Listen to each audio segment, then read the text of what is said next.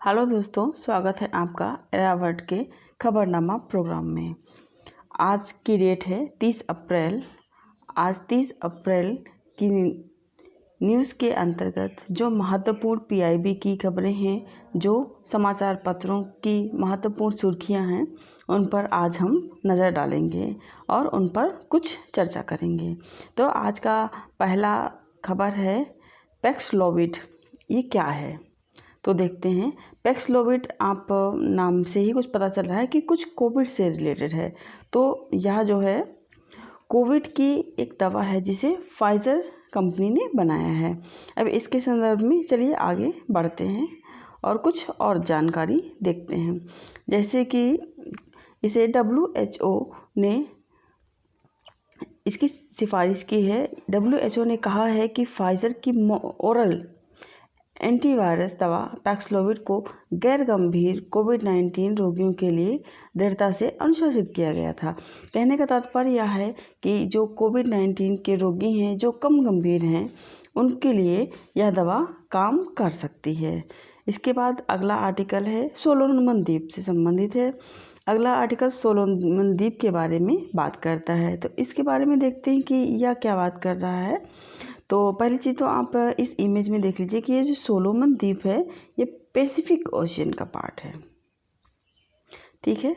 और यहाँ पे ये चर्चा में इसलिए है क्योंकि चीन के साथ सोलोमन द्वीप का कुछ विवाद चल रहा था, जिसके संदर्भ में कुछ समझौता किया गया है, इसलिए ये चर्चा में है। अब यह खबर है, ये चर्चा में है, लेकिन आपको यहाँ पर ये देखना है कि इससे मतलब नहीं है कि चीन के साथ विवाद चल रहा था, सोलोमन द्वीप का विवाद चल रहा था।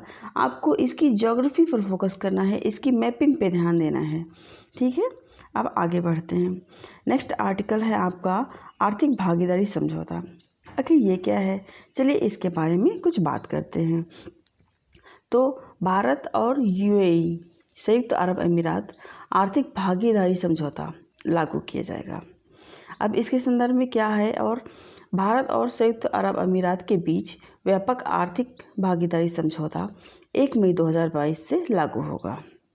इसका मतलब ये है कि व्यापार के क्षेत्र में कुछ नया होने जा रहा है, जिससे न केवल भारत को बल्कि संयुक्त अरब अमीरात को व्यापार के क्षेत्र में लाभ होगा और इन दोनों के बीच संबंध और मजबूत होंगे। चलिए नेक्स्ट आर्टिकल देखते हैं। पहला स्वदेशी हाइड्रोजन ईंधन सेल पोत। आपको ये बात ध्यान रखनी होगी कि जहाँ पर पहला शब्द आ जाता है वो अपने आप में इम्पॉर्टेंट हो जाता है, तो उस पर हमें विशेष फोकस करना है कि यहाँ पे बात कर रहा है पहला स्वदेशी हाइड्रोजन ईंधन सेल पोत। यह क्या है, चलिए इसको भी देखते हैं। बंदरगाह नौवहन जलमार्ग मंत्रालय ने कोचिन शिपयार्ड लिमिटेड से भारत के पहले स्वदेशी हाइड्रोजन ईंधन वाले इलेक्ट्रॉनिक वेसल को विकसित करने और बनाने का निर्णय लिया है।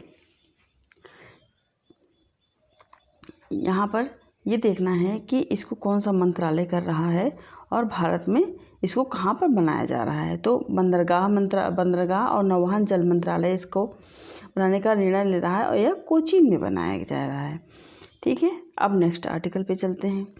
यहाँ पे मुख्य न्यायाधीशों का 39वां सम्मेलन। अब जैसे सम्मेलन आता है तो हमको ये देखना होता है कि कौन से नंबर का सम्मेलन है, इसकी अध्यक्षता कौन कर रहा है और यह कहाँ पर हो रहा है। तो इसके बारे में हम देखेंगे कि यह 39वां सम्मेलन हो रहा है नई दिल्ली में और इसकी अध्यक्षता भारत के मुख्य न्यायाधीश NV रमना कर रहे हैं। 39वां सम्मेलन है, ये तो हम देख ही चुके हैं, और यह 6 साल के अंतराल पर आयोजित किया जाएगा। मतलब जो 2022 में आयोजित किया जाएगा उसको 6 साल के अंतराल के बाद आयोजित किया जाएगा। अच्छा, ठीक है, इसके बारे में और देखते हैं। तो इसका पहला सम्मेलन नवंबर 1953 में आयोजित किया गया था और अब तक इसके 38 सम्मेलन आयोजित किए जा चुके हैं। तो इस न्यूज़ में इतना ही है। अब आगे बढ़ते हैं। अब यहाँ पर एक न्यूज़ आई है, श्रम और रोजगार मंत्रालय ने अपने तिमाही रोजगार सर्वेक्षण के आंकड़े जारी किए हैं, जिसमें यह बताया गया है कि भारत में विनिर्माण क्षेत्र में सबसे अधिक संख्या में श्रमिक कार्यरत हैं, ठीक है। ये रिपोर्ट है, इसको एक प्रीलिम्स का प्रश्न तो बनता ही है कि सबसे अधिक जो श्रम बल है, जो श्रमिक है, वो किस क्षेत्र में कार्य करता है। तो हम बताएंगे कि विनिर्माण क्षेत्र में कार्य करता है। परंतु जब कभी हमें मेंस का प्रश्न लिखना होता है, तो जब हम पेपर 2 लिखेंगे, मेंस में पेपर 2 में लिखेंगे या पेपर 3 में लिख रहे होंगे, तब भी हम इस बात को अपने आंसर में जोड़ सकते हैं। ठीक है। अब इसके बाद में यहाँ पे कुछ डेटा दिए हुए हैं कि विनिर्माण जो है किस क्षेत्र में कितने लेबर फोर्स काम कर रहा है। तो देखिए यहाँ पे सबसे पहले लिखा हुआ कि मैन्युफैक्चरिंग में 39.4% काम कर रहा है। इसके बाद एजुकेशन में काम कर रहा है। फिर आईटी और बीपीओ सेक्टर में 11% है। हेल्थ में 10.04% है। ट्रेड में 5.3% है। तो आपको ज़्यादा नहीं, पर एक से यहाँ 4-5 जो है आपको देख करके चलना है। और सबसे कम किस में काम कर रहा है, तो कंस्ट्रक्शन में काम कर रहा है। इधर देखेंगे। इसके बाद ये पूरा न्यूज़ का पेज है। न्यूज़ से ही पूरा कवर न्यूज़ से ही लिया गया है, न्यूज़पेपर से लिया गया है। तो यहाँ पे देखिए लिखा हुआ है these 9 sectors account of 85% of total employment in India. They also reported 1.85 lakh vacancies according to labour and employment ministries quarterly employment survey. ठीक है। तो इसको हम देख के चलेंगे और यही चीज़ यहाँ पे नीचे दी हुई है। अब आप ये देख रहे होंगे कि जो इतना बड़ा आपको यहाँ पे पढ़ना पड़ेगा, इसको हमने कैसे इमेज में, न्यूज़पेपर से ही इमेज में निकाल करके इसको कवर कर लिया है। चलिए नेक्स्ट आर्टिकल देखते हैं। राज्य ऊर्जा और जलवायु सूचकांक। अब ये क्या है और कौन जारी करता है और राज्यों की स्थिति क्या है, इस पर नज़र डालेंगे। तो यहाँ पर फिर इसको हम इमेज में ही डिस्कस करें और जो पॉइंट बचेंगे उसको बाद में डिटेल में डिस्कस करेंगे। तो इमेज ये बताती है कि ये एक रिपोर्ट कार्ड है राज्यों का ऊर्जा से संबंधित। इसको जारी करता है NITI Aayog. Ranked all state UTs on 6 parameter, मतलब नीति आयोग इस रिपोर्ट को जारी करता है। इसमें सभी राज्यों और केंद्र शासित प्रदेशों को 6 पैरामीटर्स के आधार पर जारी करता है। Index aimed at improving policy intervention will enable state to complete and improve performance. यह इंडेक्स स्टेट को अपनी परफॉर्मेंस को इम्प्रूव करने में सहायता करेगा। This will push India's overall ranking at the global level, मतलब ये जो रैंकिंग है, यह स्टेट की जो रैंकिंग है, यह ग्लोबल लेवल पर इंडिया की जो एनर्जी सेक्टर में जो रैंकिंग है उसमें इम्प्रूवमेंट भी करेगा। इसके बाद अगला देखते हैं। National average stand at 40.6 on scale of 100। ये नेशनल लेवल पर इंडिया का स्कोर है।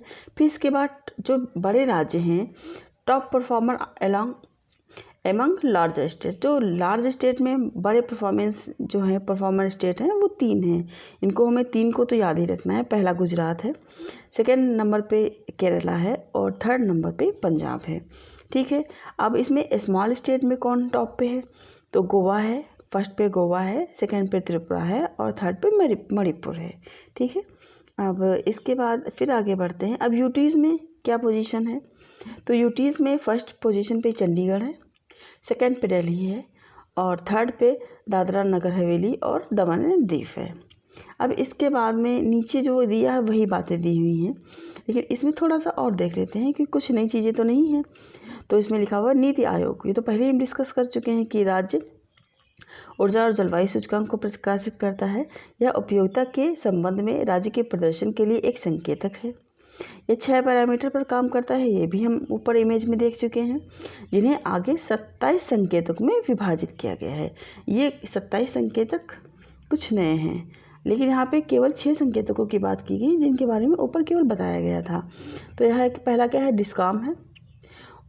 ऊर्जा की पहुँच, वहनी और विश्वसनीयता है। स्वच्छ ऊर्जा पहल है। ऊर्जा दक्षता है। पर्यावरण स्थिरता और नई पहल। ये 6 पैरामीटर हैं। इनको आप एक नज़र से देख लीजिएगा, कभी कभी पैरामीटर को पूछ लेता है। राज्यों को 3 समूह में वर्गीकृत किया जाएगा, फ्रंट रनर, अचीवर और एस्पिरेंट। आप ये देखिएगा कि इस तरह की कैटेगरी किसी और रैंकिंग में भी दी जाती है नीति आयोग के द्वारा, तो इस पर भी आपको ध्यान रखना है। अब यही चीज़ यहाँ पे इसमें भी लिखी गई है कि बड़े राज्यों में गुजरात, केरल, पंजाब 3 प्रदर्शन करता है।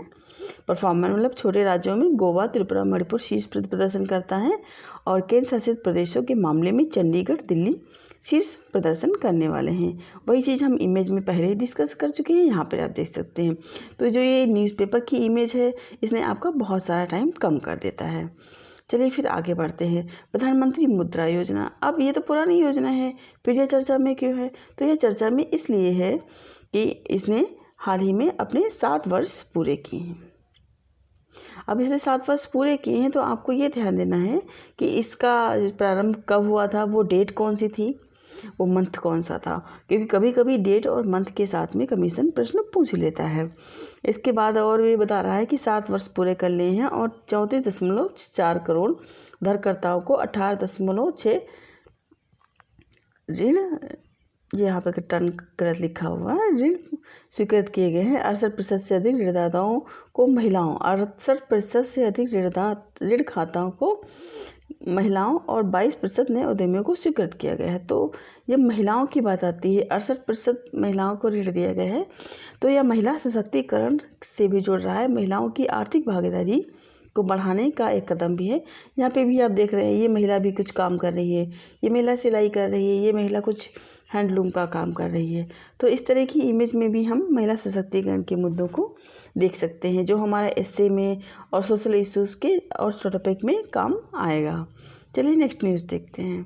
तो नेक्स्ट न्यूज़ तो अब नहीं है, अब इसके बाद में ये एक प्रोग्राम चल रहा है रावर्ड का कि यहाँ पर टेलीग्राम पर पेड क्विज चलाई जा रही है। हालांकि ये पेड क्विज उन्हीं बच्चों के लिए है जिन्होंने उत्तर प्रदेश प्रारंभिक परीक्षा की टेस्ट सीरीज ले रखी है, परंतु संस्थान ने अभी एक इसमें नया सुधार किया है कि जो बच्चे टेस्ट सीरीज नहीं लिए हैं वो भी अगर इस प्रोग्राम से जुड़ना चाहते हैं तो वो जुड़ सकते हैं। अगर आप इस प्रोग्राम से जुड़ना चाहते हैं तो नीचे स्लाइड में ये नंबर दिए हुए हैं, आप इनमें से किसी भी नंबर पर कॉल या व्हाट्सएप करके अपना एनरोलमेंट करवा सकते हैं। तो आज की डिस्कशन में इतना ही है। आज का प्रोग्राम आपको कैसा लगा हमें कमेंट करके ज़रूर बताइए, और इसमें जिस प्रकार के आप सुधार चाहते हैं, कुछ नयापन चाहते हैं, तो उसके संदर्भ में आप हमें कमेंट करिए, ज़रूर बताइए कि आप इसमें क्या नयापन चाहते हैं और इसमें क्या नई चीज़ें जोड़ी जाएं, इसमें क्या नया इम्प्रूवमेंट किया जाए, ताकि हम अपने इस खबरनामा प्रोग्राम को बेहतर बना सकें। तो आज के लिए इतना ही, तब तक के लिए धन्यवाद।